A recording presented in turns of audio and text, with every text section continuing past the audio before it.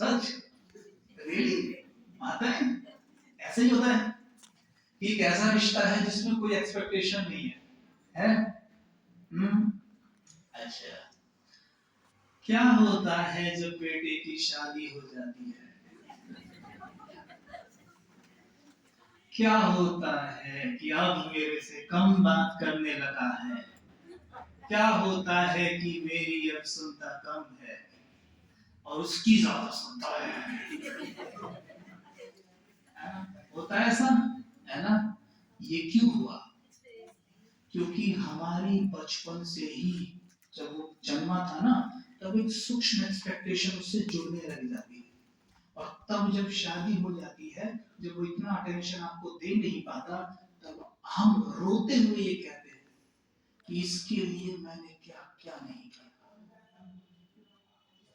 खुद भूखी रहती थी, इसको खिलाती थी, मैंने पड़ोस में जाके काम करके आती थी, ये बेड पे सूसू कर देता था, उस बेड पे पड़ी रहती थी मैं, आज ये मुझसे ढंग से बात भी नहीं करता। तो देखो, जो सबसे प्यारा रिश्ता है उसमें ही एक्सपेक्टेशन है, तो फिर जो बाकियों के रिश्तों की तो बात ही क्या करें, फिर हम बाकी रिश्तों की तो बात ही क्या करें, है? तो ये रिश्ता है, ये सेवा है, ये हमने सेवा की उसकी ना, पहले ही माइंड की प्रोग्रामिंग कर दी, मैं अभी इसको पाल रही हूं, फिर ये मुझे पालेगा। हो गई ना? मैं इसे पाल रही हूं, ये मुझे पालेगा। बाबा ने आके क्या बोला? बच्चे, किसी से कुछ नहीं मांगो, मांगने से मरना भला है। अमन में याद, अच्छा इतनी सेवा करें, उसको बड़ा कर दे, और इतनी भी उम्मीद ना करे कि बुढ़ापे में हमारी लाठी बने, तो ये गलत है। ये कैसे गलत है बताओ? इसका लॉस है आपका। हमारा माइंड की प्रोग्रामिंग पता क्या होती है कि अगर मैंने इस भाई को 50 रुपए की जरूरत थी, मैंने इसे 50 रुपए दिए कभी, और आज मुझे 100 रुपए की जरूरत है, तो मेरे माइंड की प्रोग्रामिंग पता है क्या है कि मुझे अब ये 100 रुपए इसी से चाहिए, चाहे मुझे 20 और देने के लिए तैयार खड़े हैं, पर मुझे इसी से चाहिए। वो कह रहा है भाई साहब मैं क्या करूं, मैं दे नहीं पा रहा हूं, मेरे पास है नहीं।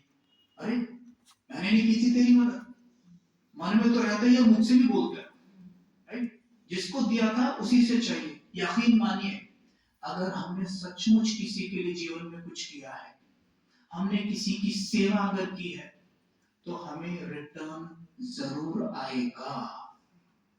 जरूरी नहीं है उसी के माध्यम से आए, आपकी सेवा करने के लिए 20 और बेटे खड़े हो जाएंगे, 20 और खड़े हो जाएंगे, 20 हाथ और होंगे, और ये सत्य है।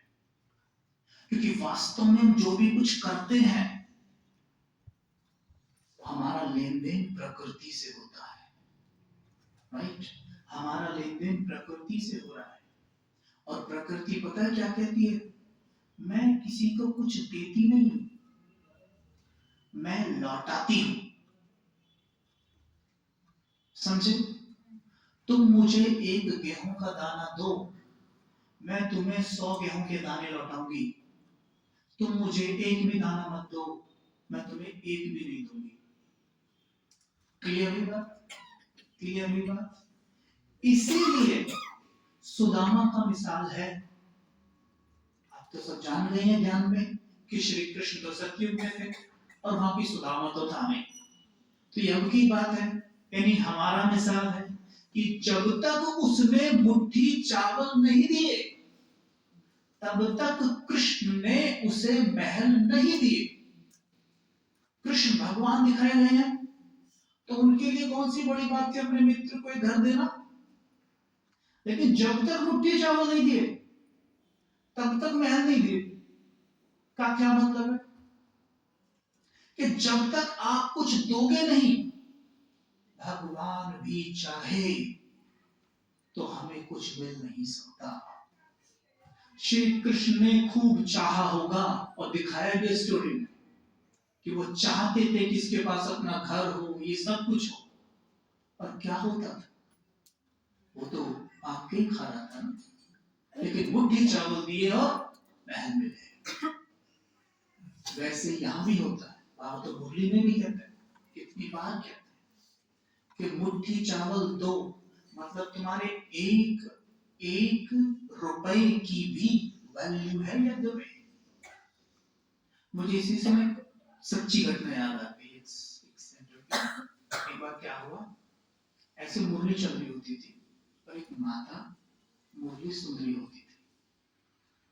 ये माता आती तो टाइम पे थी, जैसे अब क्लास चल रही है, कोई बीच में उठे और चल रही और सबसे आगे बैठती थी।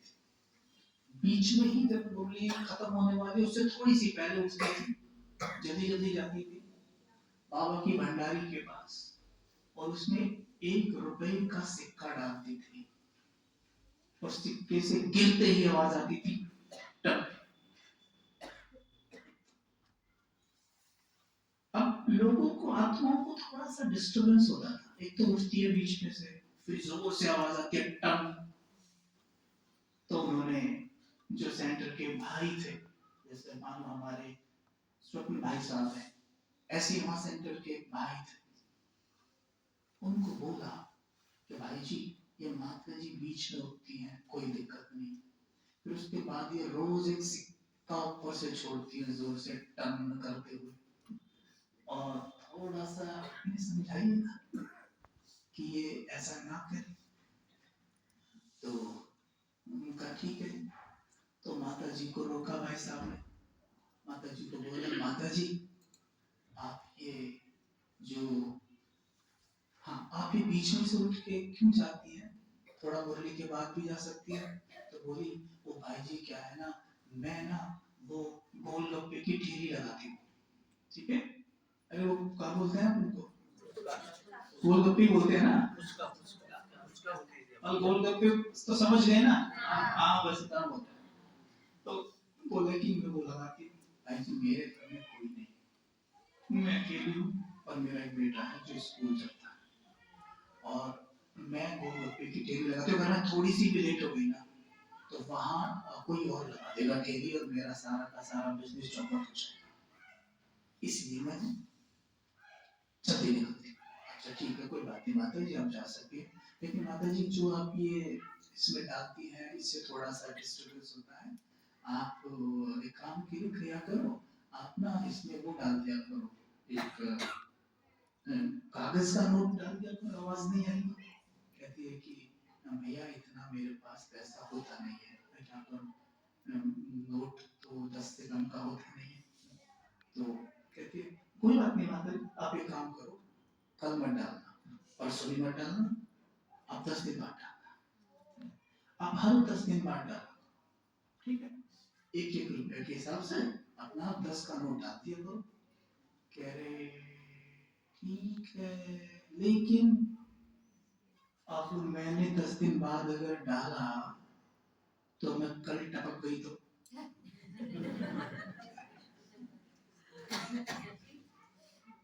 कल टपक गई तो कहते हैं भाई देखिए माता जी की तरफ, कहते तो मेरा तो कल का बोझा रह जाएगा।